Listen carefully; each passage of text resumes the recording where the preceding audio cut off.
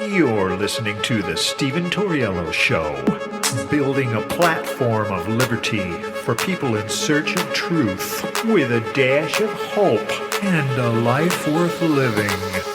The Stephen Tauriello Show. And now, here's Stephen.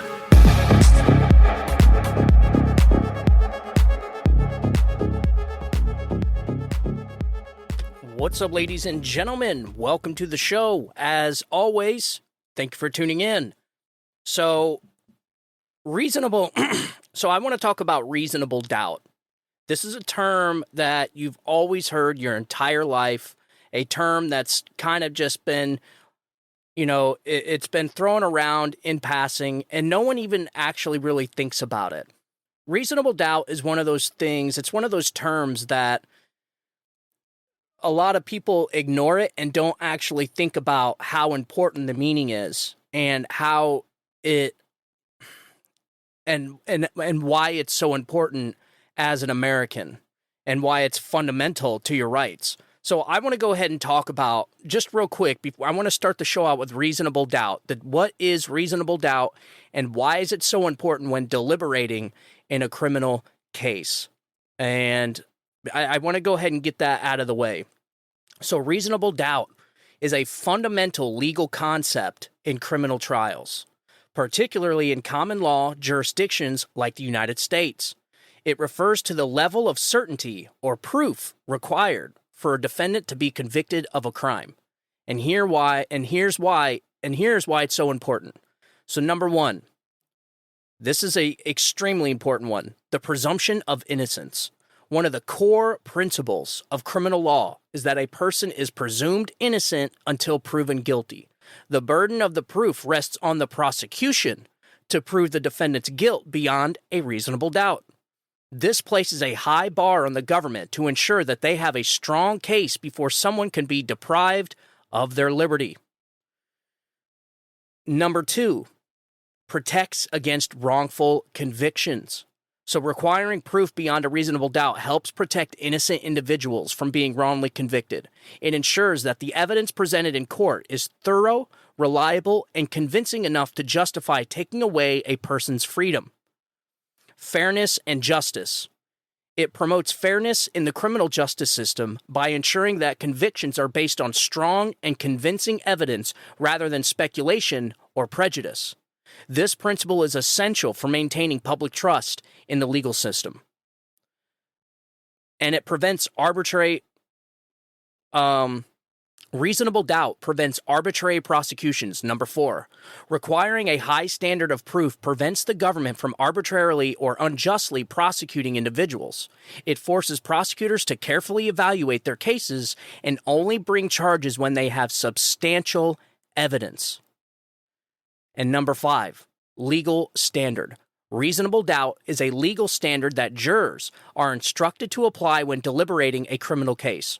Jurors should only convict if they have no reasonable doubts about the defendant's guilt based on the evidence presented. So why did I read that? Why did I explain what reasonable doubt is? Well, because this is why the cases against Donald Trump are moot. This is why. And in fact, this goes much further than just these latest indictments.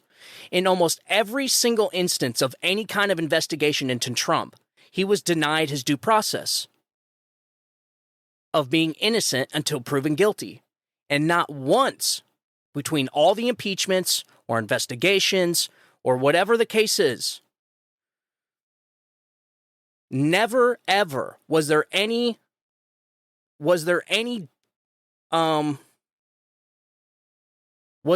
instance in any of those cases beyond a reasonable doubt?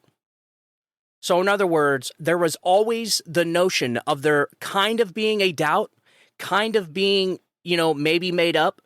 And now here we are in all four of these cases just recently, in all four of these indictments, has the prosecution proved their case beyond a reasonable doubt? I don't think so. And in fact, in every single one of Donald Trump's investigations or impeachments, there was always doubt. That's why 80 million, 90 million Americans were like, this is BS. In every single instance of them persecuting Donald Trump, there was always a doubt. This is why the Democrats had to go forth with the first impeachment without the House vote, which was the first time ever in history. It was the first time ever in history for there to be an impeachment on a partisan basis, which means the first time ever one political party, the opposition political party, impeached a sitting president without the votes from either the House or the majority of the Senate. This was Democrats' one-way trip to impeachment. That's it. Nancy Pelosi did not even get votes from the House. She just went ahead and went with it. And, of course, setting precedent.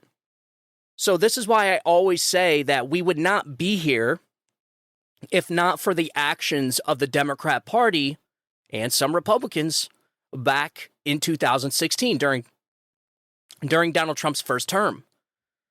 So the reason why I say that is every single time Donald Trump made a statement or Donald Trump made or said something, he was right.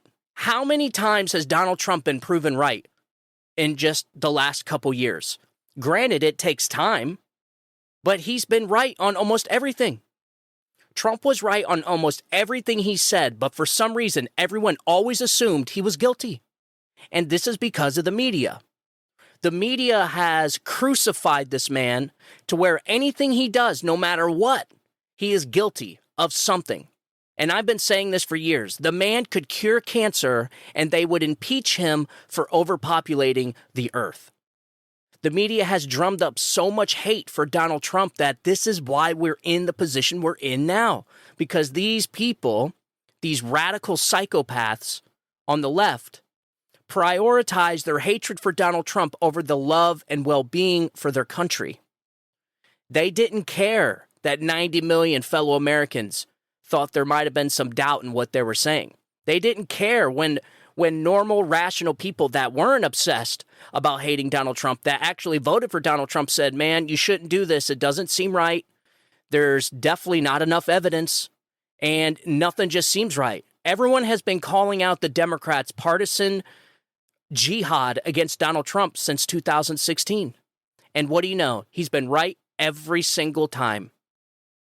So, for instance, he never colluded with Russia. You guys remember that? When the very first time, this is when I first caught on to the partisanship of the media. This is when I first realized that there is a partisan machine inside our bureaucracy that will target an outsider if that outsider is a threat to their regime. And it was Russia collusion. When he first got elected, I voted for Trump. It was the first time I voted Republican.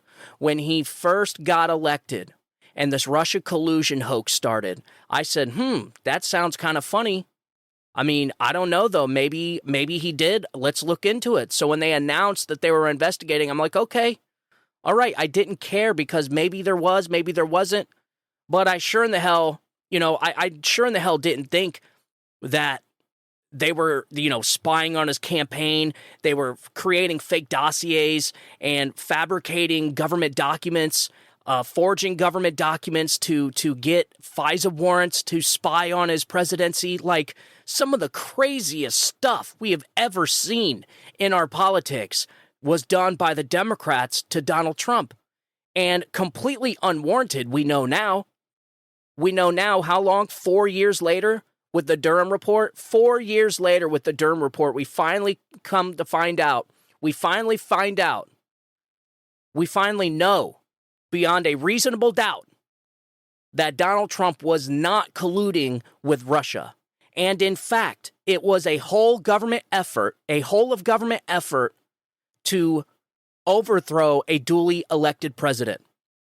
That's what that was. That is the Durham report. So every single time I'm talking or debating with the leftist and they talk about how there is no deep state and there is no weaponized justice system, I tell them, read the Durham report.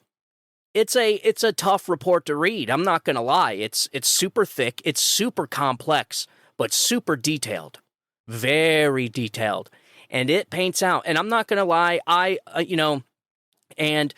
kind of resented Durham for not doing more as far as prosecutions, arresting people, because it was clear and obvious what was happening. We knew this all along, but we never had an official report. But Durham gave us that report, and I was pissed off in the beginning how this guy seen all this stuff, knew about all this stuff, and only one lawyer, one Democrat lawyer from the FBI gets in trouble. And then for fabricating a government document, for lying on a government document, and then not lying on a government document, he actually fabricated. He altered a government document to say something that it didn't say. He got caught doing that. You want to know what happened to him? 1 year probation, and he could not practice law for 1 year. He's already back practicing law. He got to keep his law license.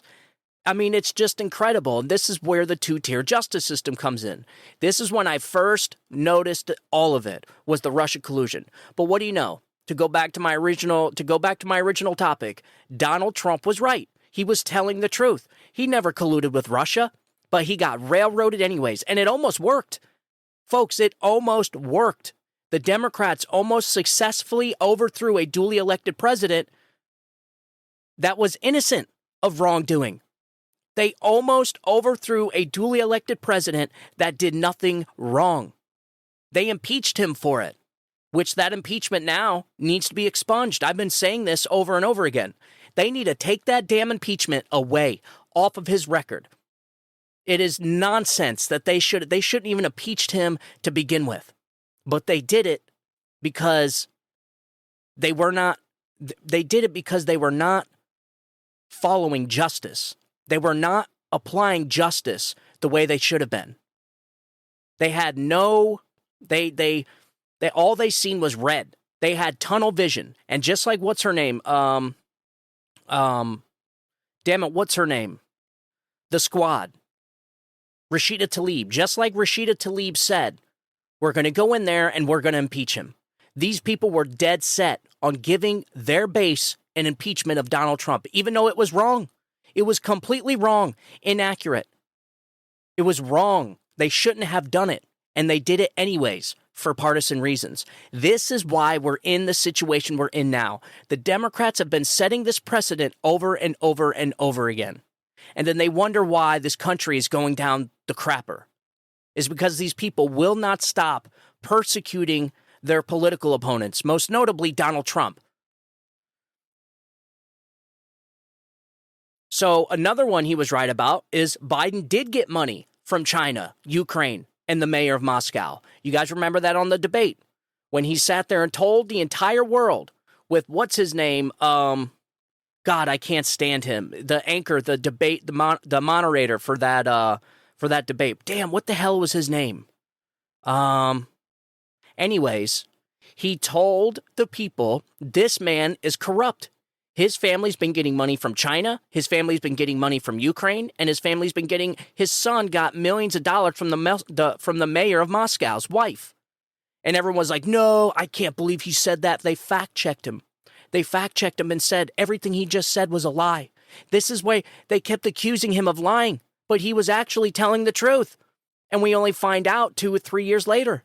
This is why it's so important that you take your time when going after somebody like the way they're going after Trump. But the only conclusion I can think of is that they're only doing it for partisan reasons. They're only doing it to influence the election. Because this is not justice. These people learned nothing from the impeachments that they did. And they were wrong, proven wrong later. Nothing. They've learned nothing. So Donald Trump was also right about his campaign being spied on by the intel agencies, more notably the FBI. You guys remember that? He came out towards the end of his campaign before he ever won, and he said, my campaign is being spied on. My phones are being tapped. You guys remember that? And everyone's like, this guy's full of crap. He's such a liar. This is where they were doing the fact checking, and they got people to think that he was lying when he was telling the truth. His campaign was being spied on by the FBI.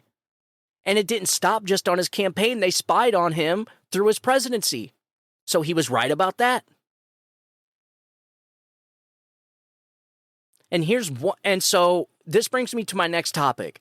And here's one more example of why you should never assume someone is guilty before doing a proper investigation. And this is going to blow your mind. You ready for this?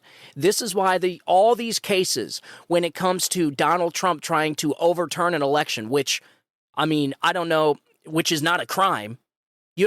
Trying to overturn an election is not a crime, ladies and gentlemen. So this, once again, is just like another partisan impeachment. They're doing another partisan impeachment. That's what this is. This is the third impeachment of Donald Trump. All these cases, all these trials, all rely on the fact that Donald Trump was lying about there being fraud in the election. Okay? They're accusing him of pushing a narrative, lying to the people, saying that there was fraud in the election and that he was cheated out of the 2020 election, saying that he only lost because they rigged the election, they cheated, and they cheated to get Joe Biden across the finish line. That's what they're pissed off about. This is why they're trying to send this guy to prison for 700 years. Well, how about this, ladies and gentlemen? I got an article here from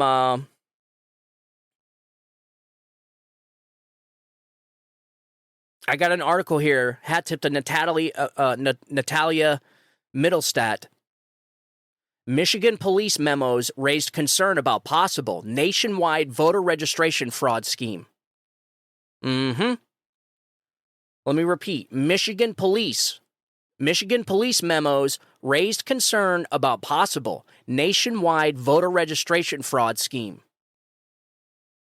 Can you imagine, folks, if a year from now or 2 years from now, Donald Trump was right and they did cheat in the 2020 election and it did alter the outcome of the election and it did alter the results of the election and Donald Trump would have won if not for this cheating? If it turns out that 2 years from now we find out that there was this massive coordinated effort to cheat and rig the 2020 election and all the evidence, and there's solid proof and evidence that that is the case, then all this that they're persecuting Donald Trump over would be wrong, just like the impeachments.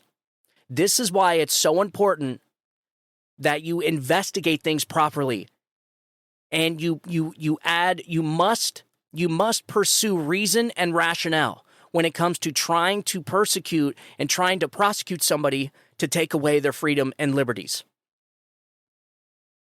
These people, they wield the law like the Wild West. They just shoot from the hip. They don't apply the law equally. They don't apply the law fairly. There is no such thing as innocent until proven guilty. There's no such thing as proof to these people. This is why you can have a mountain of evidence of Joe Biden in criminal acts, and they just ignore it. They say there's no proof. You can have bank records and laptops and photos and audios and videos and emails and documents and bank records and receipts, and they'll say there's no evidence. Where's the proof? They do not believe in justice. They believe in a system that gets them to their ultimate goal. They believe in a system that gives them their desired outcome. And these, just like the impeachments, they did not care whether Donald Trump colluded with Russia or not. They did not care. That was not the point. The point was to overthrow him, impeach him, and remove him from office, even though he was duly elected by the American people. Same thing with the second one. And I guarantee you, years from now, you're going to find out that all these political prisoners that are rotting away in a jail cell right now were all over-prosecuted. All of them were overcharged. You're going to find out that January 6th was a false flag operation orchestrated by the United States government.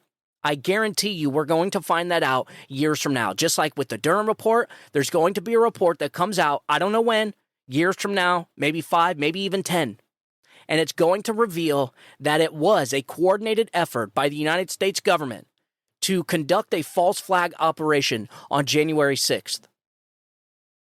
And then you might say, well, why? Why would they do that? So that they could do exactly what they're doing now. You see, folks, nothing is a coincidence with these people. I can't stand the conservatives that say that the government's not that smart. No, the government's not that smart. But we're not talking about a whole government. We're talking about a very, very corrupt group of people in the upper echelons of our government that are afraid to lose their job. They got a club that we're not invited to, and Donald Trump is a threat to that club. You're talking about the kind of stuff that movies are written about. These people are some of the worst people that this world has to offer. People like Jack Smith, who are good for nothing but political prosecutions. That is it. He's done it over and over and over again. And it doesn't matter whether the Supreme Court shot him down 8-0. It doesn't matter. That's not what he's there to do. Out of the thousands of attorneys and lawyers and prosecutors that the Democrats could have got, that Merrick Garland could have got, why did they choose the guy that wrongly prosecuted Republicans not once but twice? Why would they pick a guy, the one guy that stretches and bends the law in order to get a desired outcome, just to get a conviction? Does it not bother people that all this guy's convictions when it came to his political opponents were overturned, were wrongly prosecuted? This is why he got sent to The Hague. Because he's like the guy they send away until they need him. He's like their special forces operator, like a Mark Elias for the DNC. Jack Smith is their dungeon, is their monster, their secret weapon that they pull out in cases like this, just like they did with the last Republican.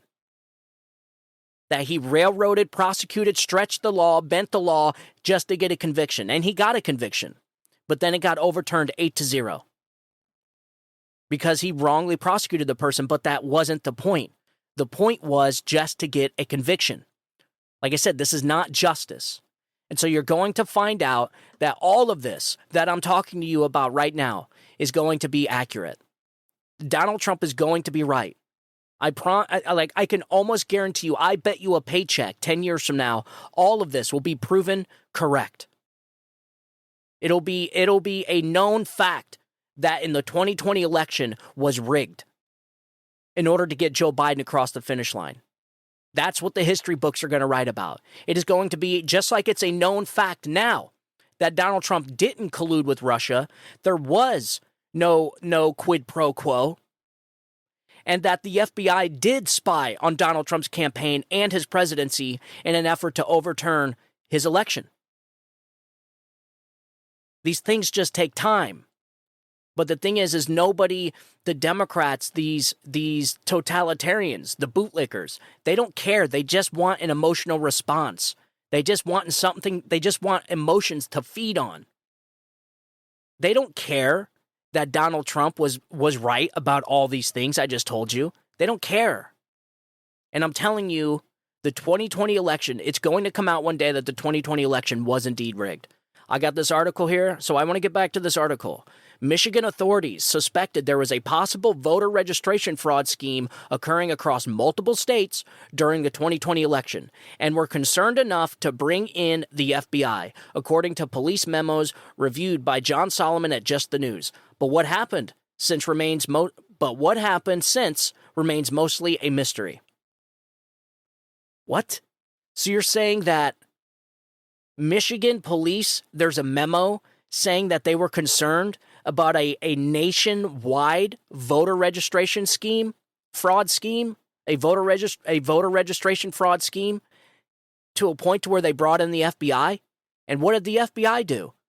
Why did we not hear about this until just now? Why are we just hearing about this 3 years later, folks? This is exactly what I'm talking about.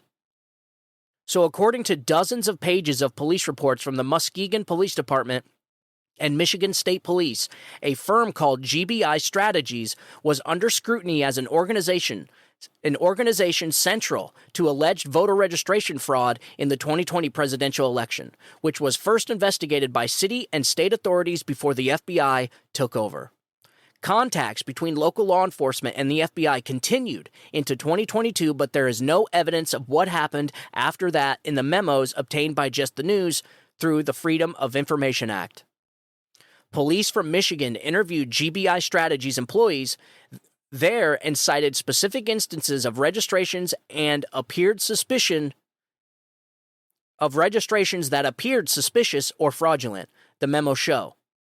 One state police memo described the possible crime being investigated as election fraud by forgery.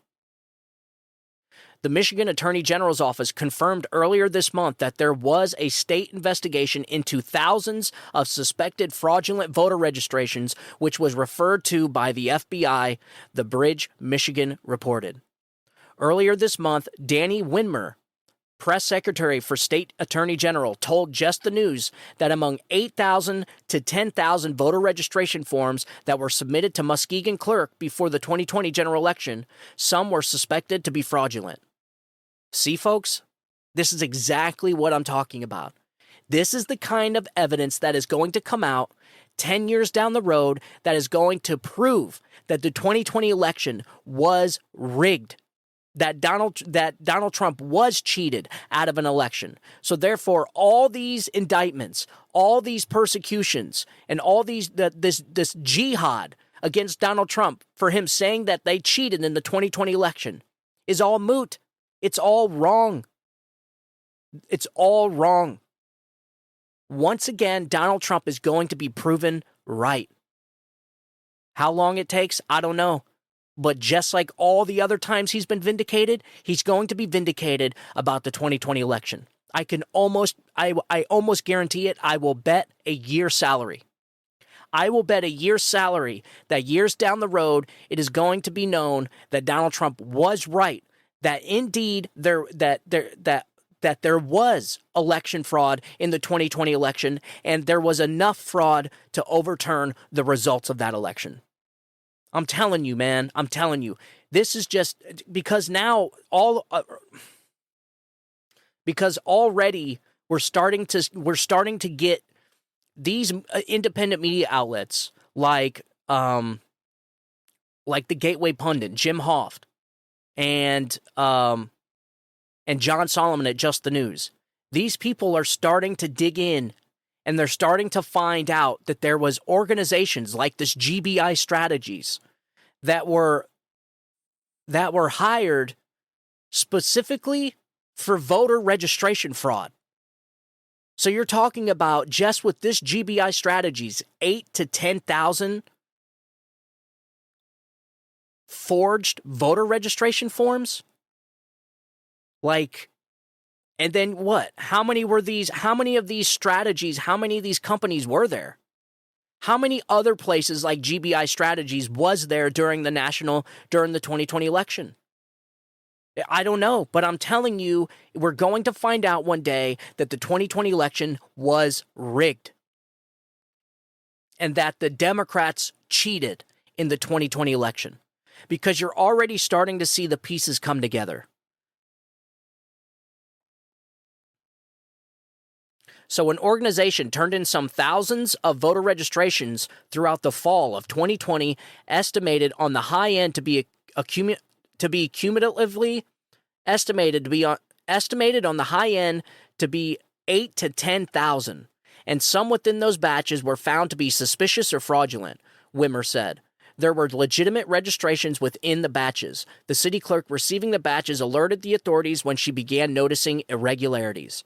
None of the fraudulent material was incorporated into the state's qualified voter file, and this had no effect on any ballot requests or associated processes. This attempted fraud was detected because the system worked, Wimmer added. The Muskegon Police Department began investigating GBI Strategies after the Muskegon City Clerk's Office reported suspected voter registration fraud, according to a police report first dated October 16, 2020, which Just the News obtained from a FOIA request. The City Clerk's Office said that a woman who dropped off the fraudulent voter registrations on October 8, 2020, said she worked for GBI Strategies, the police report reads. The police interviewed the woman called Suspect 1 in the police report, and she explained that she receives $1,150 a week, hotel services, and a rental vehicle for her work. She also said she was tasked with finding unregistered voters and provide them with a form so that they can get registered and obtain their ballot, according to the police report. Suspect 1 initially stated that her canvassers earn money for each person that completes the form. She later told us that they are paid $9.25 an hour with extra money for working weekends. The suspect said in the report that she worked in Muskegon, Detroit, I don't know how to pronounce this, Ypsilanti, Southfield, Flint, and Lansing area. While many voter registration forms that canvassers obtained are unusable because they are incomplete or ineligible, according to the suspect, the police report added that, quote, she claimed that the forms she had with her were complete and checked for accuracy. When the police inspected some of the forms, they found instead that some of the addresses didn't exist or had incomplete information. Muskegon police investigated the alleged fraud with Michigan State Police, who executed a search warrant for an office of GBI Strategies. A woman who was a canvasser and at the office during the search told police she made $15 an hour, contrary to what the suspect told police earlier. The canvasser at the office added that canvassers who worked 2 shifts a day, 4 hours each, for 6 days would receive $60 bonus, while those who worked 2 shifts for 7 days would get an $85 bonus, according to the report. Just the News obtained the report, but the names of all GBI Strategies employees were redacted. Muskegon police interviewed yet another woman who worked for GBI Strategies from Atlanta, Georgia. She worked with another man from Atlanta and had a supervisor from New York. The woman also mentioned a Philadelphia office. What? So we're talking already. You got Michigan, you got Atlanta, Georgia, you got New York, and you got Philadelphia. See, folks, this is exactly what I'm talking about. Regardless of what this other person says about how they got caught because the system worked, why was the FBI not investigating this? Why did this get brushed under a rug in 2020? They were investigating this. They knew about this in October of 2020. And then somehow Bill Barr comes out 3 days after the election and says that there's no fraud. How is this possible? No. I think Bill Barr knew. I think Bill Barr is after Donald Trump right now because he knows he messed up. He knows that there was fraud in that election, and we're all getting ready to find out. That's what I think, and this is why I think this is why he's trying to railroad Donald Trump. This is why Bill Barr is stabbing Donald Trump in the back, because he knows it's going to come out one day that he didn't do his damn job. Yep. And it makes you wonder why. Why? How is there an FBI investigation and Bill Barr doesn't know about it? Do you think Bill Barr really didn't know about this investigation that the FBI was doing that just got brushed under the rug? Of course he did. And then you might say, oh, well, but it's only 8 to 10,000. Yeah, but that's just what we know about. I mean, how many of these other places? We already know there's 4 different cities that they were hiring people in. Like, how many other instances, how many other businesses like this were there out in 2020? I don't know if a lot of people know this, but the DNC is getting ready to spend $2 billion to get Joe Biden across the finish line. $2 billion. Where does all that money go? It's not on TV commercials. It can't be. It's not on internet commercials. It's not on YouTube advertisements. It can't be. $2 billion? This is where the money's going, into places like this, where they have these giant operations where they go out and send canvassers out and pay $15, $16 an hour. And then, I don't know, maybe there's just companies like this. When they just don't have enough canvassers or they can't get enough ballots, they can't get enough voters, they just start making fraudulent ones. I mean, why wouldn't it work? Seriously. At this point, why does anybody believe that there was no fraud in the 2020 election? How can anybody believe that at this point? This is exactly what Donald Trump needs to bring out in his case if these cases are allowed to continue. He needs to bring out all of this. I don't know if you watched it, but the movie 1,000 Mules, ladies and gentlemen, that is shocking. Shocking. And I guarantee you Bill Barr didn't watch it.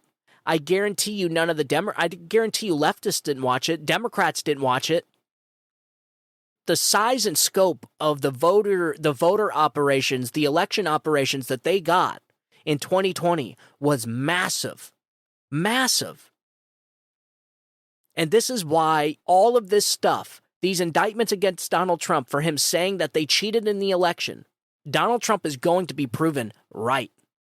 In the end, we're going to find out it was places just like this GBI Strategies that were spread all over the country that had the same types of operations.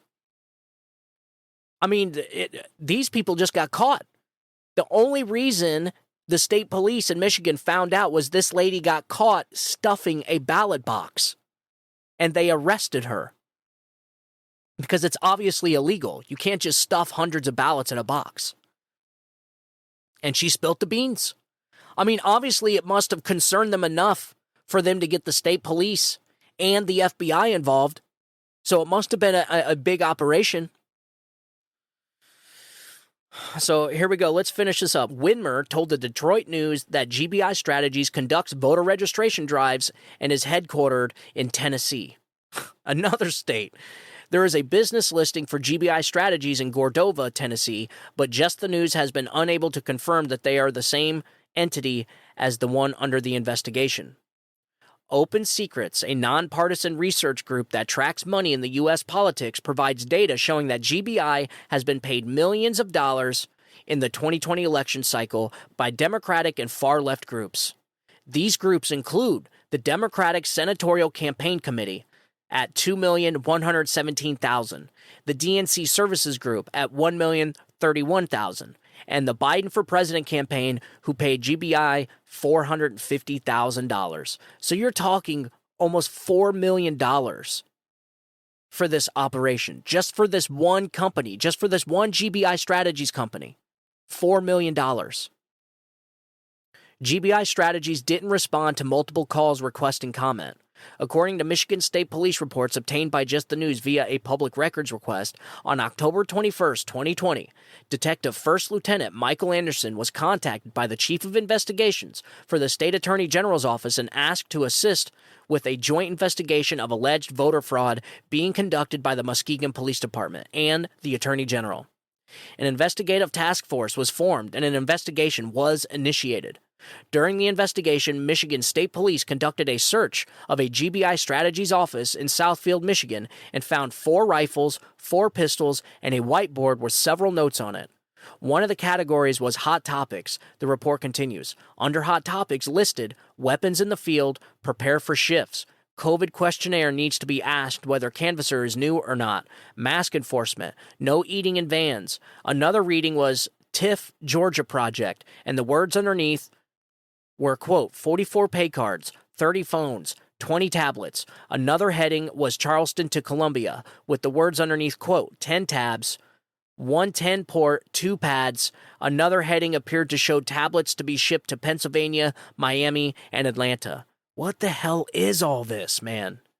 On the jobresearcher.com website, Michigan State Police found GBI Strategies expired job postings for regional field manager, supervisor, and driver, voter registration specialist, and field canvasser in Flint, Michigan, as well as other postings for regional field managers in Washington, D.C.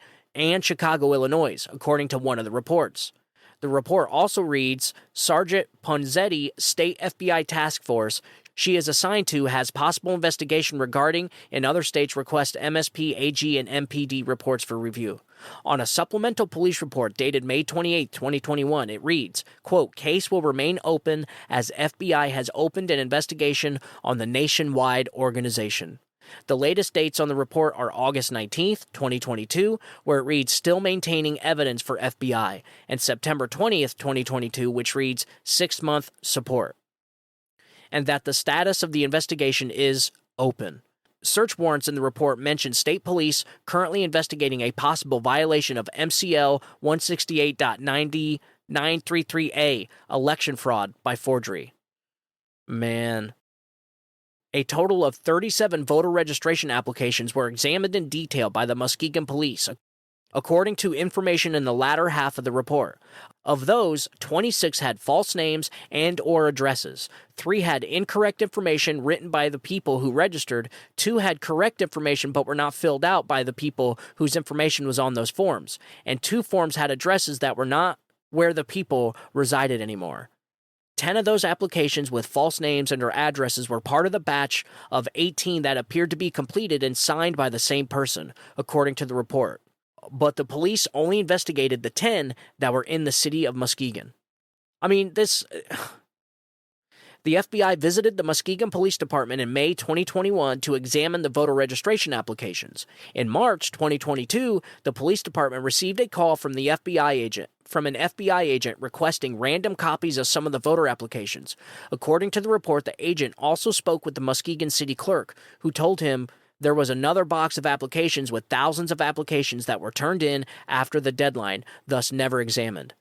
He requested that those be retained by the police department pending further investigation.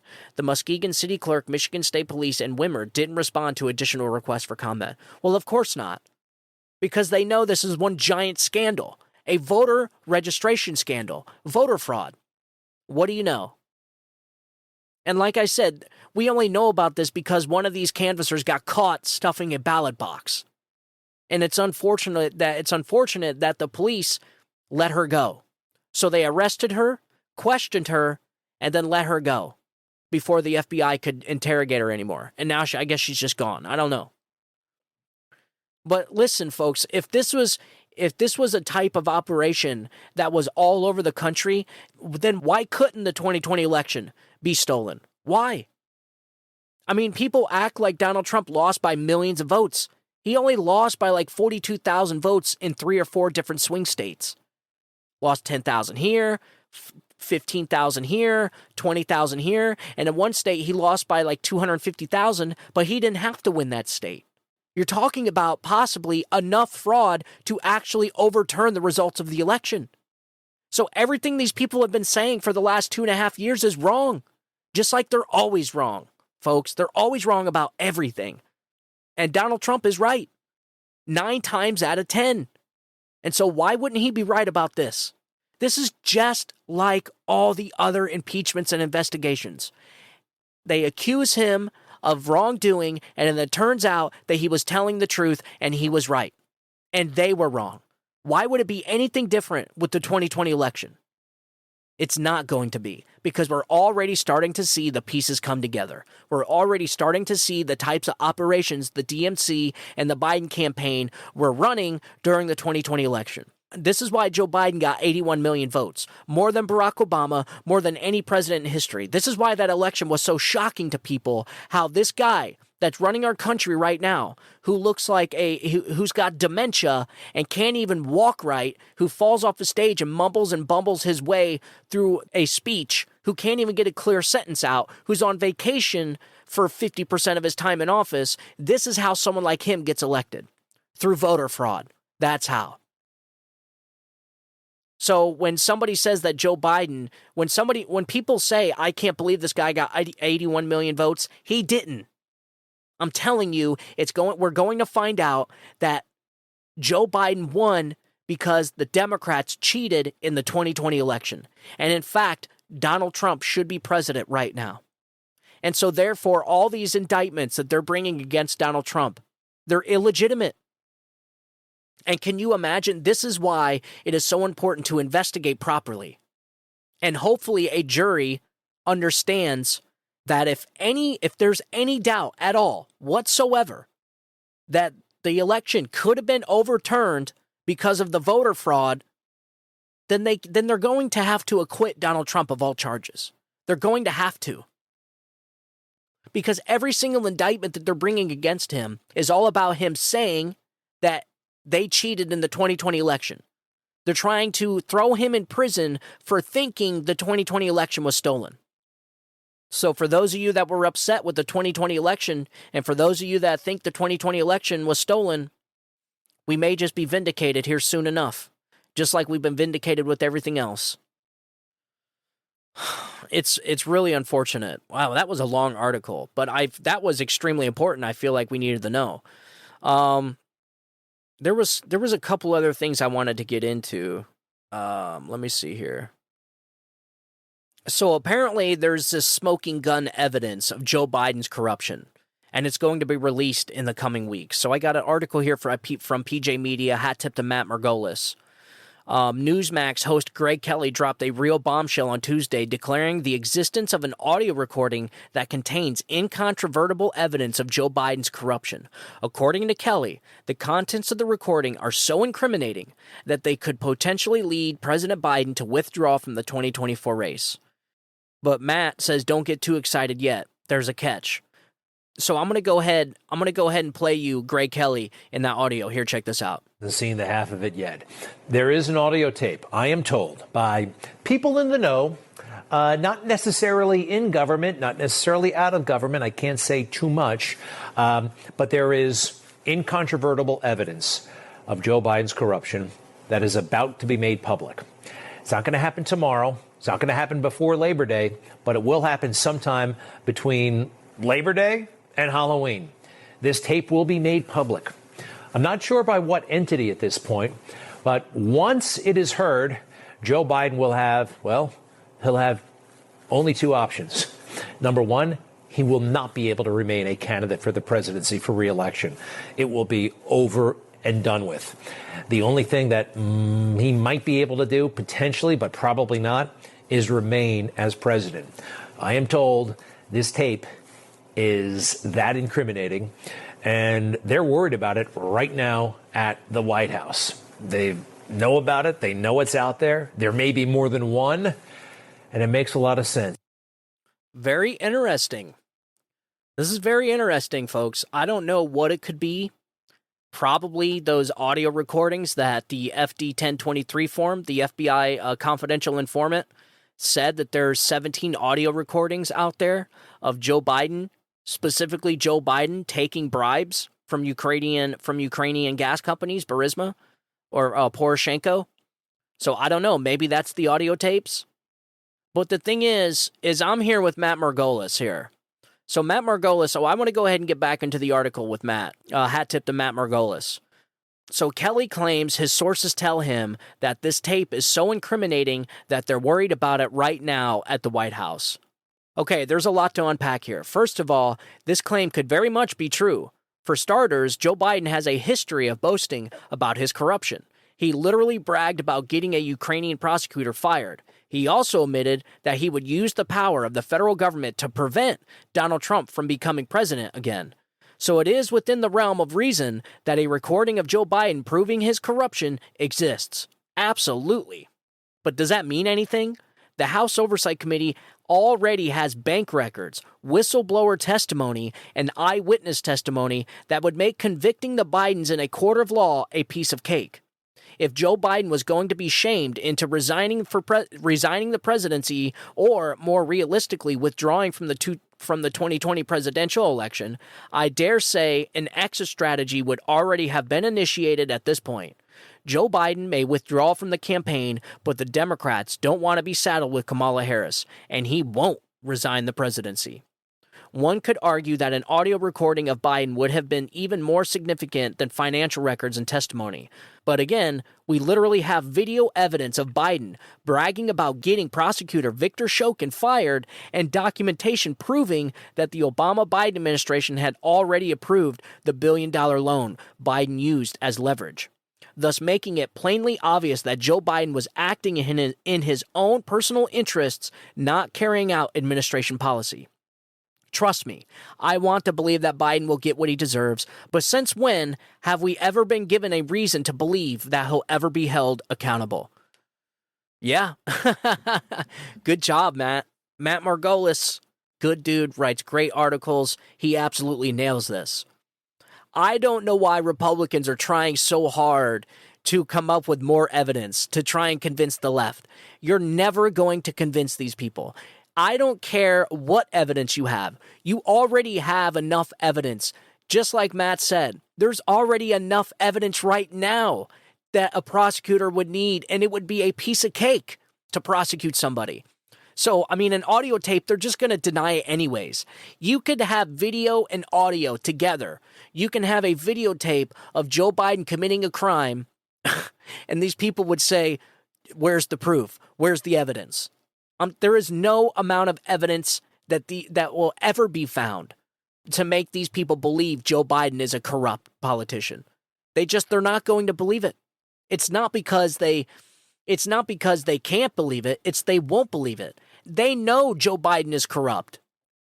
They've known Joe Biden's been corrupt for years. We all have. So they know Joe Biden's corrupt. They watched him leverage $1 billion in taxpayer money to get a Ukrainian prosecutor fired that was investigating his son. He did that on TV, on camera, and they don't think anything's wrong with that. Nothing. What was the excuse they came out with a couple days later? Oh, because Shokin wasn't investigating, or Shokin was a corrupt investigator? And then it turns out that after firing Shokin, they brought in a new investigator, and that new investigator closed the case. Immediately closed the case. And not only that, but Shokin did some audio with he did an interview and essentially said, no one's ever accused me of being a corrupt investigator. No one's ever accused me of being a corrupt special counsel. There's no records of it. Nobody's made any statements of me being one. And he essentially said in that audio, yeah, I was fired because Joe Biden was protecting his son. I was fired because I was investigating Burisma for corruption, and Joe Biden got me fired because he leveraged $1 billion. $1 billion in Ukraine is a lot of money, ladies and gentlemen. It's not like here where we spend billions on seeing the mating cycle of freshwater salmon. No, $1 billion to Ukraine is like a lot of money. This is why over $100 billion we've sent over there to Ukraine already. I guarantee only about a third of that has actually went to the front lines, has actually went to battle. The rest of it's been in people's pockets. There are corrupt people getting rich off the taxpayers sending money to Ukraine right now. People all across the world are getting the money that we're sending over there. It's not going to the front lines. It's not, folks. I'm telling you it's not. Ukraine is one of the most corrupt countries on the face of the planet. I'm telling you, a small fraction of that over $100 billion has actually seen the battlefield. The rest of it goes in pockets of people like Joe Biden. It goes into the pockets of people like his son, Hunter Biden, and it goes into the pockets of people like the Bidens, corrupt families that peddle their influence and power to skim money off the top from taxpayers. That's what this is. That is who the Bidens are. And you're going to see throughout this impeachment process, because McCarthy is talking about impeaching as soon as they come back in, you're going to see that Joe Biden is a corrupt president. And once again, Donald Trump would have been right. So what makes people think he's not right about the 2020 election? Listen, if I was a betting man, I would bet all my money on Donald Trump being right about the 2020 election being stolen. So, all right, ladies and gentlemen, thank you for sticking with me that reading. I know I know no one really likes to listen to reading, me reading entire articles, but I felt like it was important for me to read the whole thing to you. I don't do that often on the show. It's very rare that I'll read a whole article.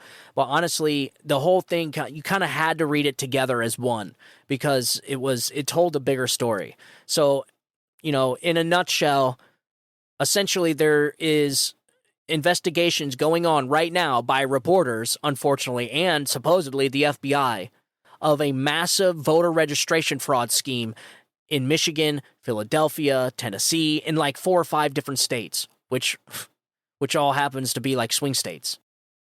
But it's an international voter registration fraud scheme. So, I don't know. Will we one day find out that the 2020 election was indeed stolen using voter fraud? Maybe. So, I thought that was an important article. We didn't get to a whole lot today. But I'm gonna make up for it in the next show. I got a whole lot of stuff to talk about. The media is absolutely insane this week. All kinds of stuff coming out with as far as and what's crazy is Congress is on vacation right now. So I think they come back maybe the 15th of September or the 11th of September. But there is there's word coming down the pipe that McCarthy is going to move forward with impeachment, even though he does not have the votes from the House. So imagine that. We actually have Republicans that will not vote for impeachment in the House. Well, now you know who the corrupt ones are. And now you know who's got skin in the game. Now you know who the swamp creatures are. Those are the ones that will not vote to see impeachment inquiries into Joe Biden. These are the corrupt swamp creatures that we're always talking about on the show. So people need to make a list, and I'll actually do it. So what I'm going to do is I'm going to make a list of the people that don't want to vote. Once we find out the names, and we will find out, trust me, we're going to find out who did not want to vote for impeachment, and we will get that list, and we will read them live on the show for the whole world to hear, so that people in these states with these representatives can vote these people out of office. We need to start getting rid of the McConnells. We need to start getting rid of the Thunes, the Romneys, the Cheneys, all of them. We got to start getting rid of all of them. Well, they did Cheney, which was awesome. Good job. But people like Romney, people like McConnell seems to be on his way out anyways. The guy froze again while doing another speech. Just froze again. And there was a doctor on Newsmax that was doing an interview on Newsmax, said that they're either mini strokes or seizures. So it doesn't look like Mitch McConnell's got long. I don't know. The guy needs to just go home to his family, man. Dude, just go home to your family. Just go home to your family. Spend time with your family. These people refuse to take their old, crusty, cracking hands off the levers of power. I envision like a cartoon of these old crusty hands on a lever, like with a red knob. And they go to take you go to pull their hand off of it, and their fingers crack and crumble as they're straightening out to come off of the handle. That's how I think of these people like McConnell and Pelosi and all of them. All these people, I say, term limits needs to be a number one top priority for voters in one of these elections. It has to happen. Maybe it'll happen with Donald Trump. Wouldn't that be great? If anybody were to do it, it would be Donald Trump. Because why would he care? Once he's done with his term, his 4 years, he's gone. Of course, he's going to always be in the background, but he can't serve another term. So he'll help people get elected. He'll ride off into the sunset like all the other ones. But I could see him doing something like, getting term limits passed or something. I could see him doing something crazy on his way out. But it's definitely going to be a wild 4 years as he's in there. You're going to see the swamp panic. These people are going to be jumping ship. They're going to be leaving Washington, D.C. The bureaucrats are going to be running out of Washington, D.C. before he even takes the hand off the Bible, before he even takes his hand off that Bible. It's going to be like rats fleeing a sinking ship. So, yeah, we'll see. Impeachment on the way for Joe Biden. And I always say the media is not preparing their listeners for this. They're not preparing their viewers for this. They're not even talking about it. They don't even talk about the stuff we talk about. They don't.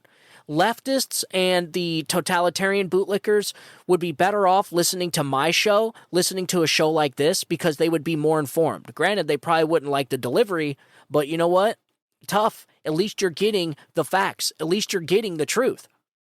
You're not, they listen to CNN and MSNBC. They know they're not getting the truth from these people, but it makes them feel good. It confirms their bias. That is what we're dealing with. We're dealing with people that are afraid to leave the echo chamber. And this is why when this impeachment of Joe Biden happens, they're going to be shocked when they see the amount of evidence against Joe Biden, because we already know it. Us on this side, we already know all the evidence. We already know what's involved. We already knew from the very beginning that Joe Biden was corrupt. So the minute that they said that he was getting bribery, he was getting bribes for millions of dollars from Ukraine and Romanians, we already knew. It was not surprising to us. So, but it's going to be shocking to the people on the left, because they really truly don't see it, because they're not being told, because the media they listen to is not honest with them. And this is why they're wrong all the time. This is why they've been consistently wrong on every major issue the last 10 years. When it comes to impeachment, when it comes to Russia collusion, when it comes to anything. Anything that they've targeted Donald Trump or conservatives for, they've been wrong. Because they're not getting the facts. They're not getting real information. They're getting emotional. They're getting red meat. They're getting emotional platitudes is what they're getting.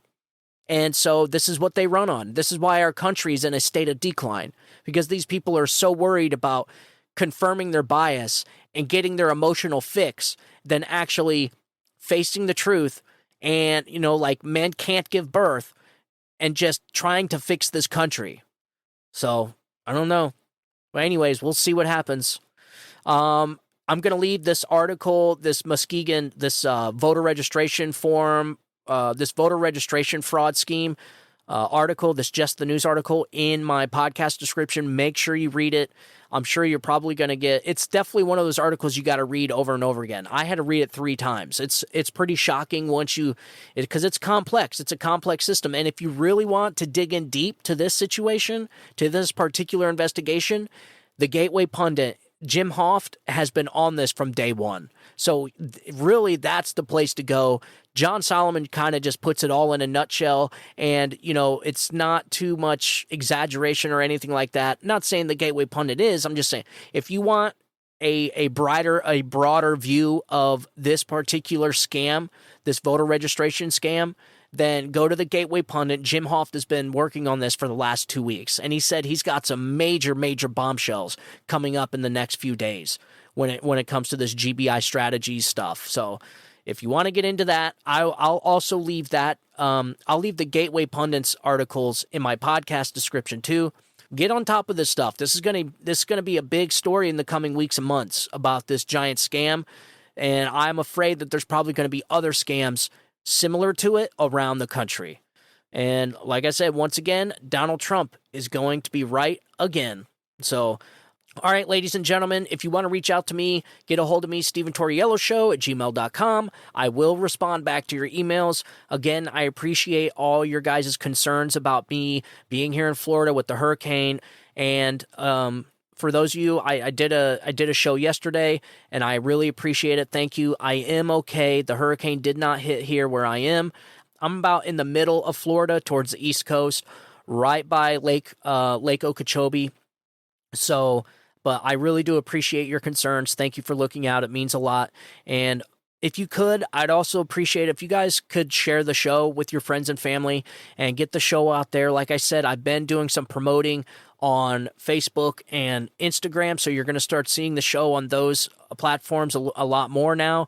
So if you see my show pop up on Facebook or Instagram, go ahead and share it with your friends. I would appreciate that. That's really help out the show, get the word out there.